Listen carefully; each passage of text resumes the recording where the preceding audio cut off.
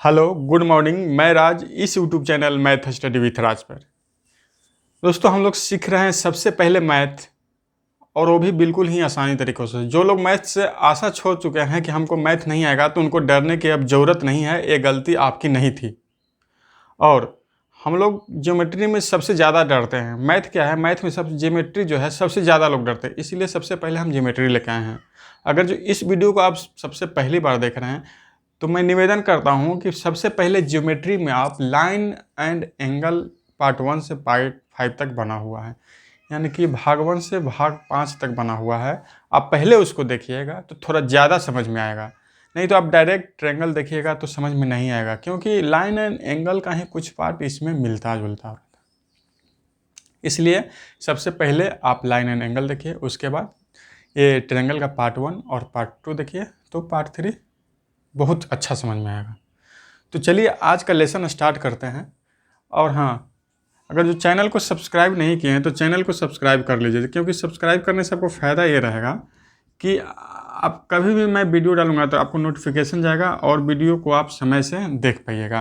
तो वीडियो के नीचे जो है चलते रहता है, लाल रंग का रहता है, अगर जो इसको एक बार टच करिएगा तो ब्लैक हो जाता है, जिससे चैनल सब्सक्राइब हो गया आपको पता चलता है। तो चलते हैं, स्टार्ट करते हैं आज का लेसन। हम लोग पढ़ रहे थे ज्योमेट्री में, ट्रायंगल पढ़ रहे थे। जो ट्रायंगल में क्या है, हम लोग कोसाइन रूल यानी कि कोज्या का नियम पढ़ना था। कोज्या का नियम पढ़ना था तो हम लोग को उसमें ज़्यादा पार्ट हो गया था, इसलिए हम छोड़ दे चुके थे कि अगले पार्ट में बताएंगे। तो आज हम लोग कोज्या का नियम देखते हैं। और हाँ, पार्ट 3 आप डायरेक्ट देखिएगा तो समझ में नहीं आएगा, इसीलिए आपसे निवेदन है कि पहले आप पार्ट लाइन एंड एंगल का पार्ट 1 से पार्ट 5 देखिए, उसके बाद ट्रायंगल का पार्ट 1 और पार्ट 2 देखिए। तो हम लोग आज पढ़ेंगे कोज्या के नियम, कोसाइन रूल के नाम से जानते हैं, कोसाइन रूल।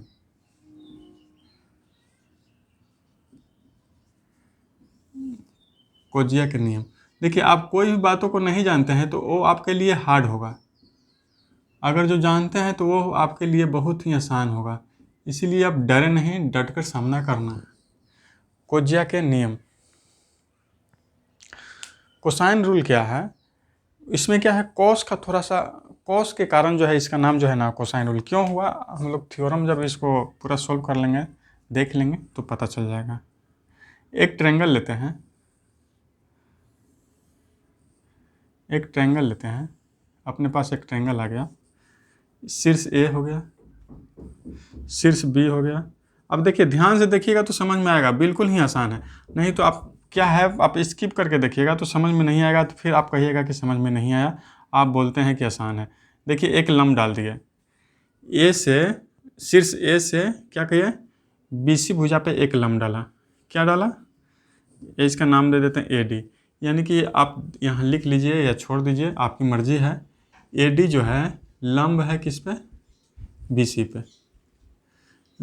लंब हम क्यों डाले हैं, क्योंकि अगर जो हम लंब डाल दिए तो एक क्या हो गया, दो समकोण त्रिभुज निकल गया हमसे। क्योंकि लंब डालते हैं तो सामने वाली भुजा पे आकर के सीधे 90 डिग्री का कोण बनाता है, सीधे या क्या करता है, 90 डिग्री का कोण बनाता है।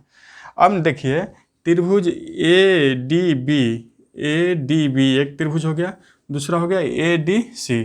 अब हम नाम दे देते हैं, शीर्ष ए के सामने जो है ये पूरी भुजा कितना क्या कहलाएगी, शीर्ष ए के सामने पूरा भुजा यहाँ से लेकर के बी से लेकर के सी तक ये कहलाएगा, यहाँ से लेकर के यहाँ तक, ठीक है। और शीर्ष सी के सामने हम जानते हैं कि ये भुजा क्या कहलाएगी, सी कहलाएगी, और शीर्ष बी के सामने बोला भुजा बी कहलाएगी। इसको हम एच मान लेते हैं।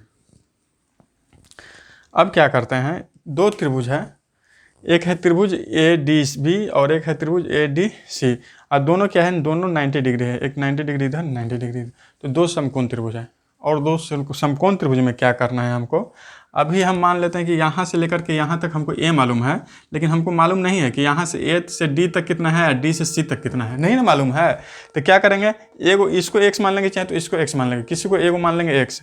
मान लेते हैं कि यहाँ से यहाँ तक हमको एक्स है, तो डी से लेकर सी तक दूरी कितनी होगी, तो आप जानते हैं कि यहाँ से लेकर के यहाँ तक ए है, तो हम यहाँ से सिर्फ यहाँ तक ए माइनस एक्स हो जाएगा। ए कितना, ए क्या हो जाएगा, डी और सी की दूरी होगा। क्यों होगा, क्यों होगा?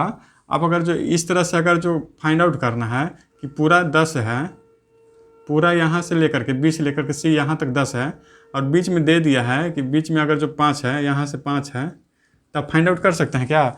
यहाँ से यहाँ 5 है और यहाँ से यहाँ पूरा 10 दिया है, दिया हुआ है ना, तो यहाँ का हमको निकालना होगा तो क्या करेंगे? 10 में से -5 कर देंगे, तो आ जाएगा कि नहीं आ जाएगा?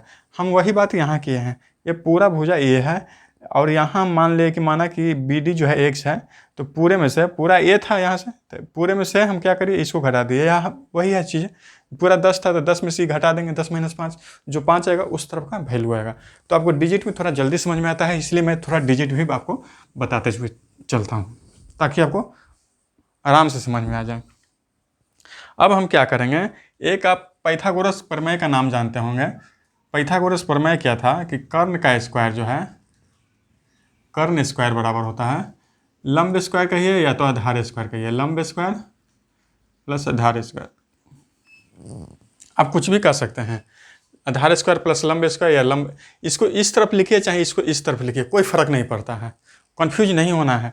इसको इस तरफ भी लिख सकते हैं, इसको इस तरफ भी लिख सकते हैं, लेकिन कर्ण इसी तरफ रहेगा। ये पाइथागोरस में होता है। क्यों होता है, क्यों आता है ऐसा, हम पाइथागोरस में इसको हम बताएंगे आपको। अभी हम मान लेते हैं कि ये 90 डिग्री है, तो कोई भी समकोण त्रिभुज है, तो समकोण त्रिभुज बोले तो पाइथागोरस ही त्रिभुज है, पाइथागोरस ही समझिए, उस पर नियम लगेगा। पाइथागोरस क्या है? समकोण त्रिभुज है उसका दूसरा नाम। अब देखिए 90 डिग्री के सामने कर्ण होती है, तो कर्ण हो गया सी। ये अगर जो इसको हम कोण मानते हैं बी को, यहाँ ये लंब हो जाएगा, ये आधार हो जाएगा। तो मतलब नहीं है, हमको मतलब है कि सिर्फ कर्ण से, कर्ण स्क्वायर इसके स्क्वायर के बराबर होता है, ए स्क्वायर और एक्स स्क्वायर। देखिए लिखा है ना कि कर्ण के स्क्वायर बराबर होता है इसका स्क्वायर प्लस इसका स्क्वायर। यही हम बात यहाँ पे लिख देते हैं, सी स्क्वायर बराबर होगा H square minus plus x square. ठीक है, अब इसको हम क्या लिख सकते हैं?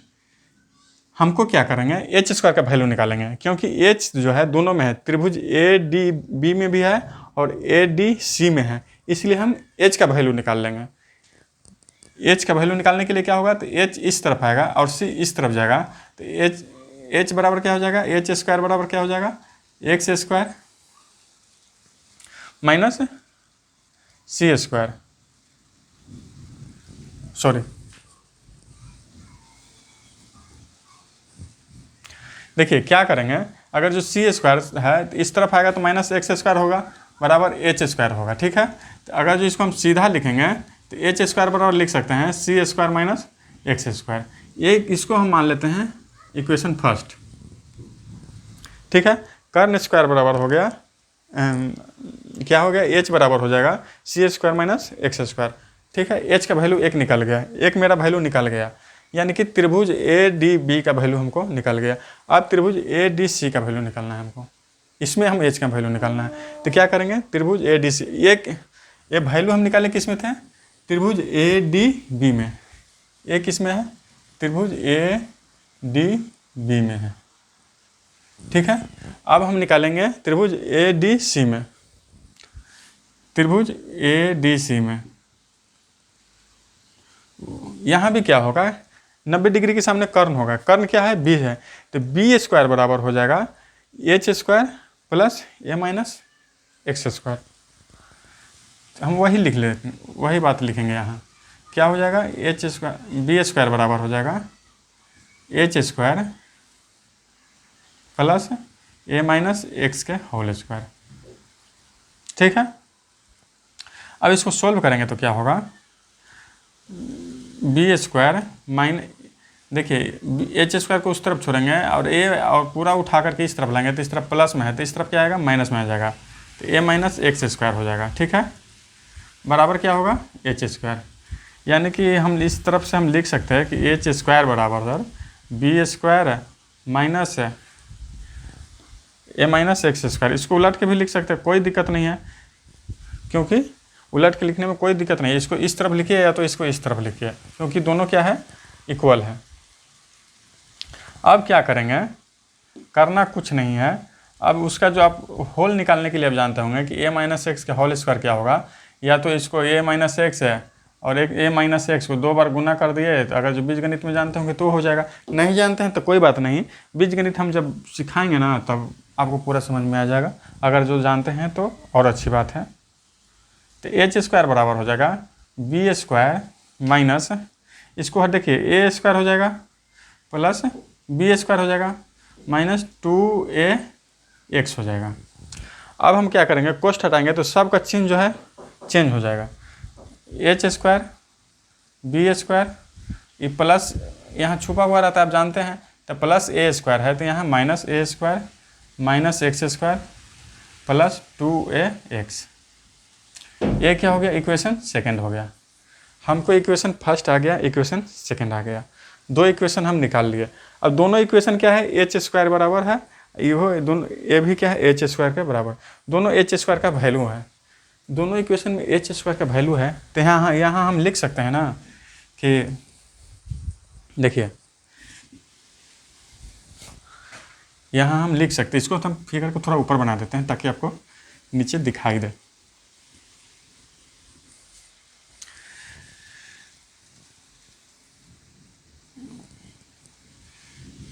शीर्ष ए बी सी, बी के सामने बी, सी के सामने सी, लंब है डी है, 90 डिग्री है, इधर एक्स तो इधर ए माइनस एक्स है। अब पूरा कितना था, ए था,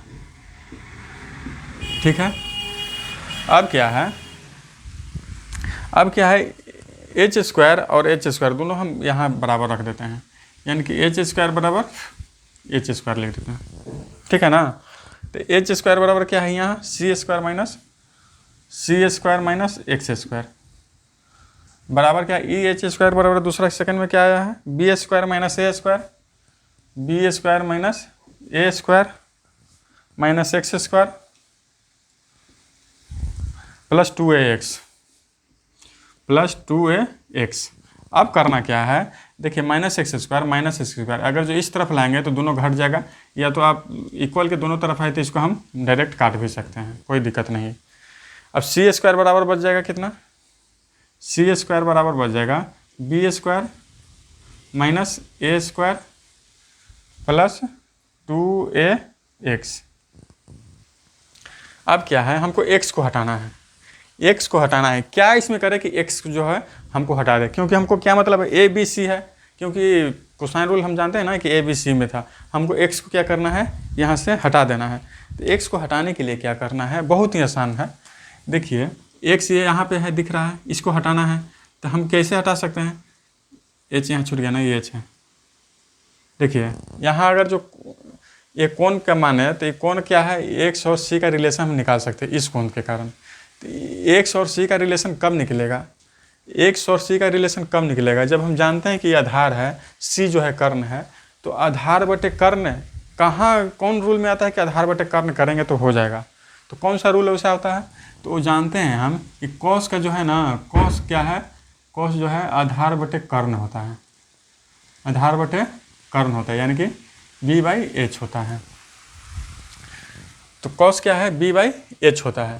तो क्या होता है, आधार बटे कर्ण, तो रिलेशन तो निकल जाएगा, यानी कि कॉस b बराबर हम लिख सकते हैं यहाँ, क्योंकि इसका एक कोण का मान b है तो कॉस b यहाँ लिख सकते हैं, कॉस b बराबर लिख सकते हैं x/c, क्योंकि आधार x है और कर्ण c है। तो यहाँ हम लिख सकते हैं ना कि x बराबर क्या हो जाएगा, इसमें क्या करेगा, इंटू करेगा इस तरफ आकर के, यानी कि c इंटू कॉस b लिख सकते हैं, ये लिख सकते हैं ना। आप देखिए थोड़ा ध्यान से उसको, लिख सकते हैं कि नहीं लिख सकते हैं। तो हम x का मान लिख सकते हैं c cos b, क्यों लिख सकते हैं कि cos बराबर होता है कि आधार बटे कर्ण b/h होता है सर।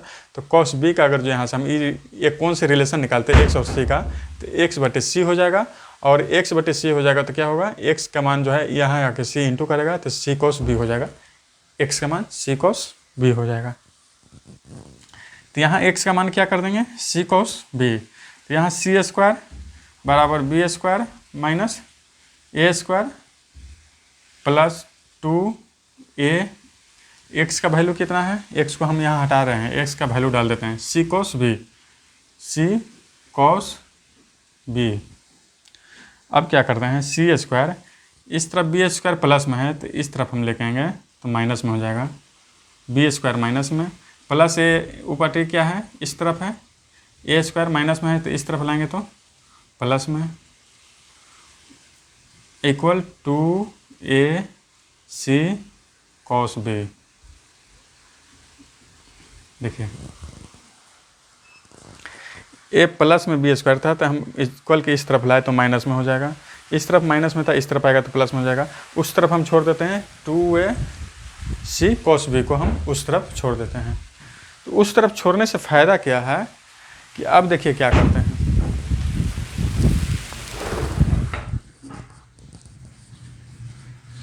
पूरा तेज़ बारिश हो रहा है, पूरा तेज़ हवा भी चल रहा है जिसके कारण पूरा आवाज़ आने लगा था, सॉरी उसके लिए।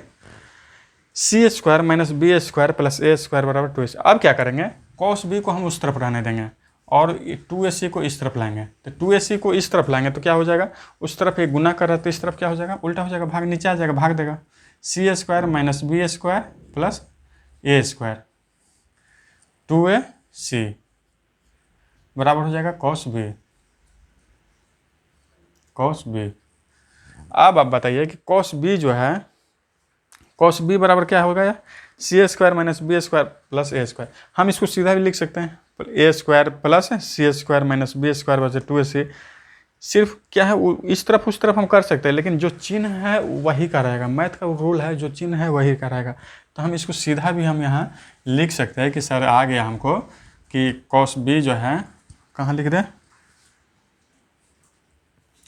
कॉस बी जो है कितना आ गया, A square plus C square minus B square plus 2ac।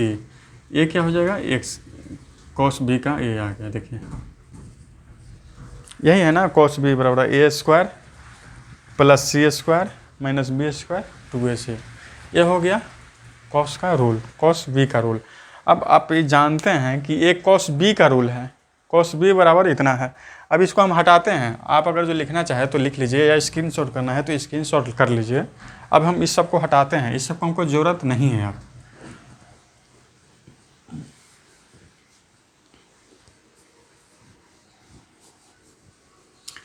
अब क्या, जब हम एक नियम जान जाते हैं ना तो उस पर जानते हैं, आप जो है काम जल्दी जल्दी कर सकते हैं। एक चीज़ सिद्ध करने के लिए जान गया, अगर जो उससे प्रोसेस और कुछ है तो क्या होगा, दिमाग चलता है, थोड़ा सा धीरे धीरे दिमाग खुलता है और आपको समझ में आता है।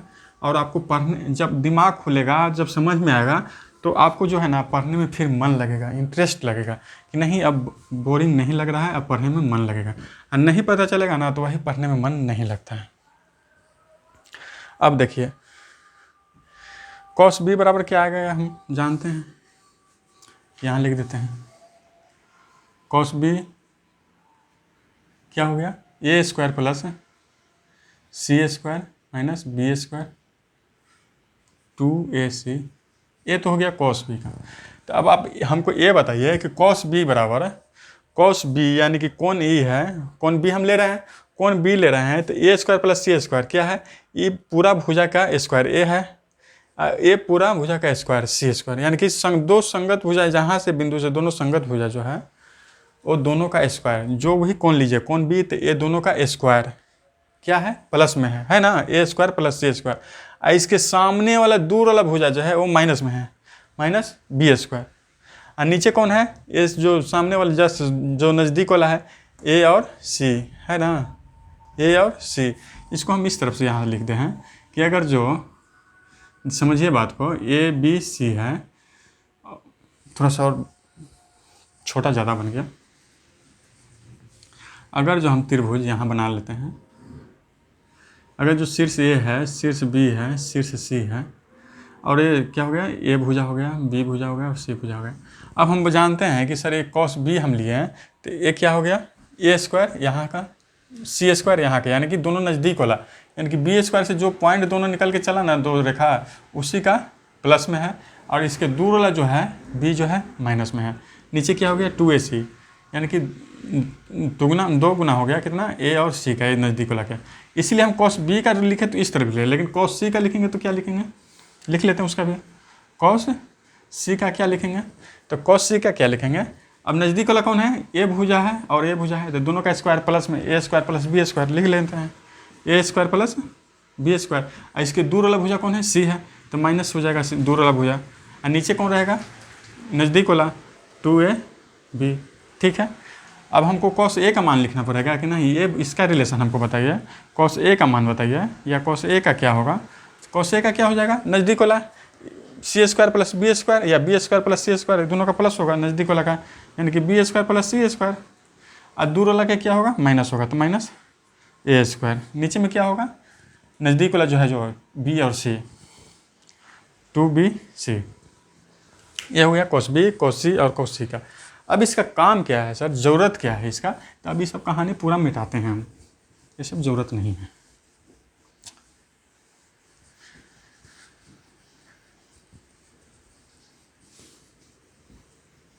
ये अब जान गए, तीनों होता है। अब हम कोई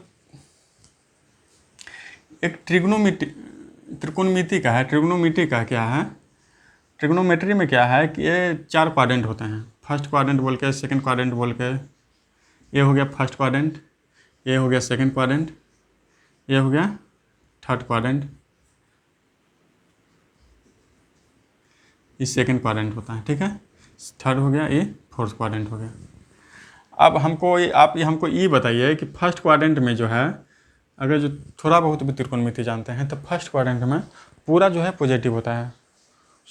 फर्स्ट, हमको पूरा से मतलब नहीं है, हमको तो कॉस से मतलब है। अभी फर्स्ट क्वाड्रेंट में क्या होता है, कॉस जो होता है पॉजिटिव होता है। कॉस क्या होता है, पॉजिटिव होता है, पॉजिटिव होता है, प्लस आई भी पॉजिटिव लिख दिया। और कॉस जब 90 डिग्री जाता है, ये कॉस 90 डिग्री पे क्या होता है, कॉस के मान 0 हो जाता है। हमको कॉस से मतलब है, हमको साइन थीटा टैन थीटा से कुछ मतलब नहीं है, हमको सिर्फ कॉस का मतलब है। कॉस क्या होता है, फर्स्ट क्वाड्रेंट में ऐसे पूरा पॉजिटिव होता है, लेकिन मतलब नहीं है कॉस क्या है, फर्स्ट क्वाड्रेंट में पॉजिटिव होता है। कॉस क्या है, 90 डिग्री पे 0 होता है। और कॉस क्या है, सेकेंड क्वाड्रेंट में निगेटिव होता है। ये याद रखिए, कोई बात नहीं, नहीं जानते हैं तो हम लोग त्रिभुज में इसके बारे में, त्रिकोणमिति में पढ़ना है, कोई दिक्कत नहीं है, आप चिंता छोड़ दीजिए। जब ट्रिग्नोमेट्री पढ़ेंगे तो हमको बहुत ही आसान है, कोई नजदीक ही नहीं है। अब क्या है, फर्स्ट क्वाड्रेंट में कॉस पॉजिटिव होता है, 90 डिग्री पे 0 होता है, और सेकंड क्वाड्रेंट में नेगेटिव होता है। तो अब हमको क्या है, सी हम मान लेते हैं कि बड़ी भुजा है, सी माना कि बड़ी भुजा है। यहाँ जो भी त्रिभुज बनाई है, A B C, C A B, हमको क्या मानना है, सी जो है बड़ी भुजा है, सी जो है सबसे बड़ी भुजा हमको मान के चलना है।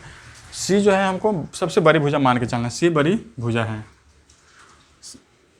ठीक है, बड़ी भुजा है।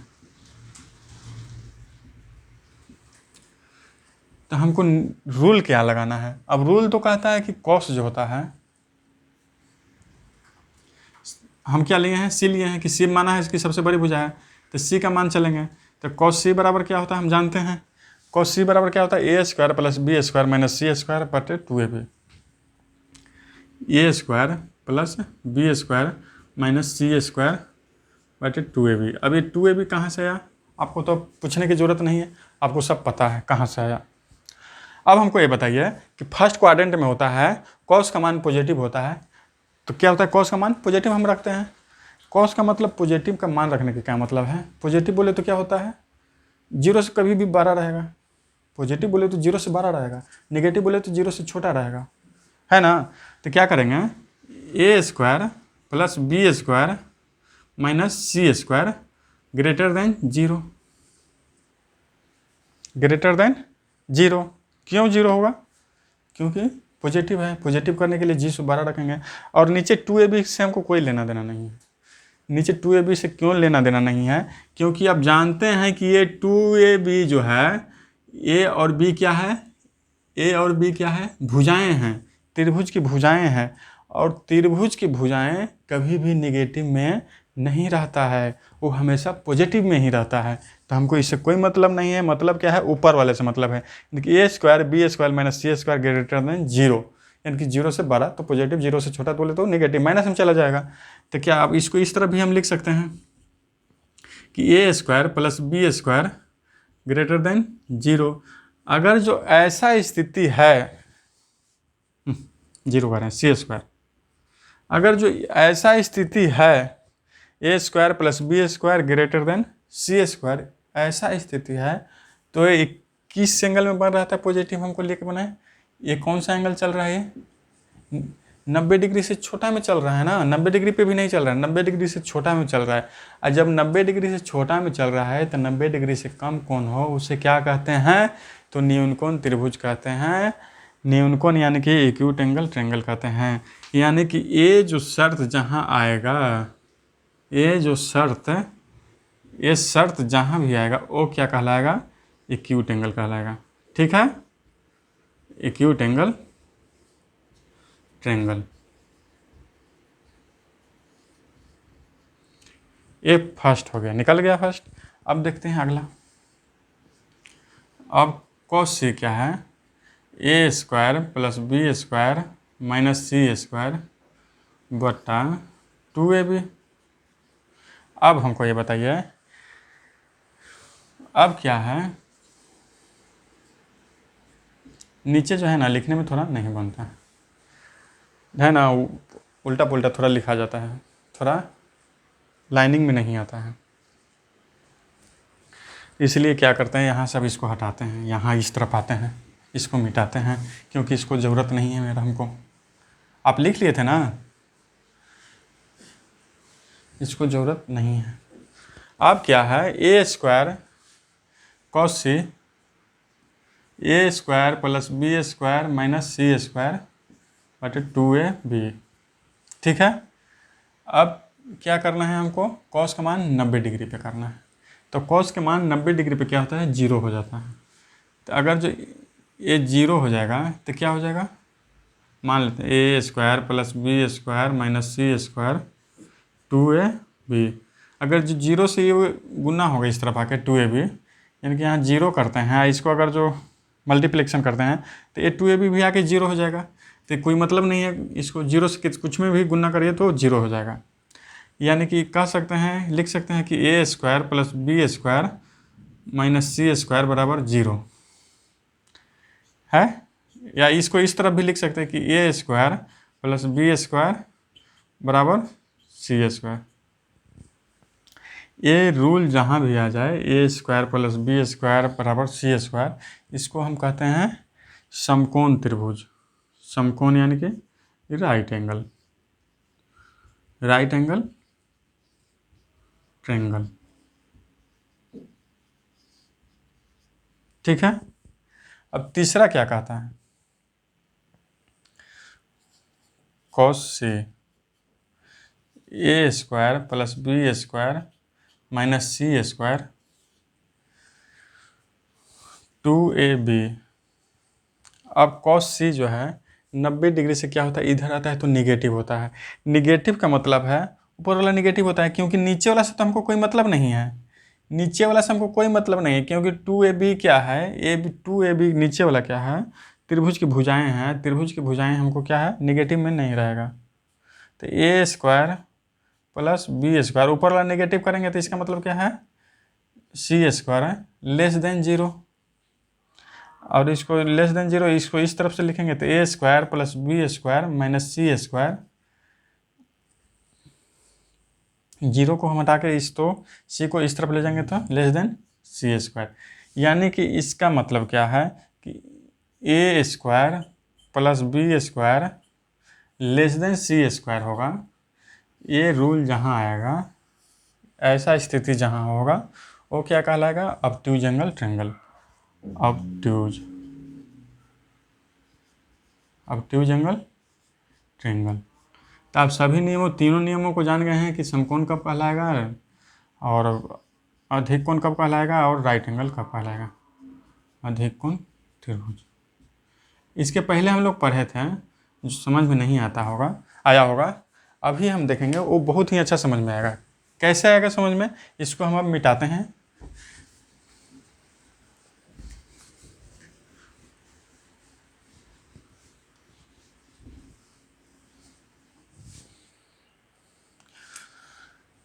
अब हम उस दिन देखे थे क्या, एक ट्रायंगल लिए थे, 4 5 6।